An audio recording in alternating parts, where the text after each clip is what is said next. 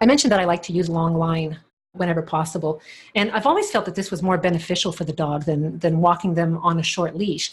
And now there's some data that backs this up. A small study was done in France to measure the amount of time the dogs spent sniffing during a walk and how the sniffing activity affected their pulse rate. Now, granted, I think there are only about 60 dogs that took place in the study, but the truth is that there is little to no current data that addresses these questions. So this is at least a start.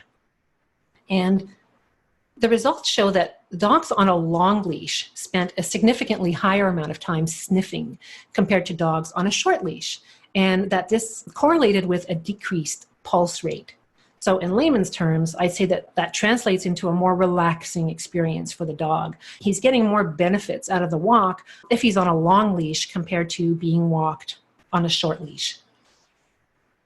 So from what I've gathered, the dogs that were being walked on a short leash, they were not necessarily prevented from sniffing. They just didn't engage in it as much as the dogs on the long leash.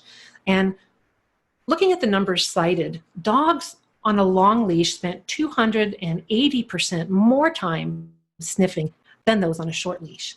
Well, that's almost 3 times more. And the dogs who were off leash spent 330% more time sniffing than those on a short leash. And I think that the difference between the long leash and the off-leash dogs is remarkable, because although there's a clear increase in the sniffing time for the off-leash dogs, it's actually not that far off of the figure for the dogs who were on a long leash. So I think that's worth noting, especially for those who are truly kind of hell-bent on dogs being off-leash, even in public spaces.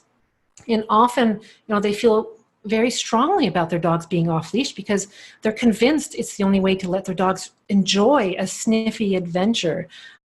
And now we have some data to counter this argument, and it should at least be reassuring that the dogs are getting a whole lot of benefits from being on a long leash. And if you do want to read what the authors, Christina and Aurélien Buzinski, put together about this study, you can go to the web address that you see at the bottom of the slide here. It's dogfieldstudy.com.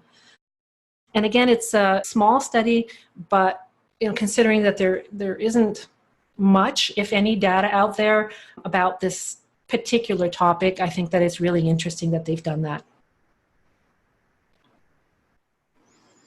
Right, so now that I've sung the praises of using comfy harnesses and long leashes, it's time to address the more practical side of walking on leash. What do we do when we've got a powerful dog who drags us around by the leash? And I mean, isn't that what our clients are calling about to begin with? Well, yes, that is certainly something that needs to be addressed. And the truth is that in most cases, the strong pullers are rarely walked because they pull so much.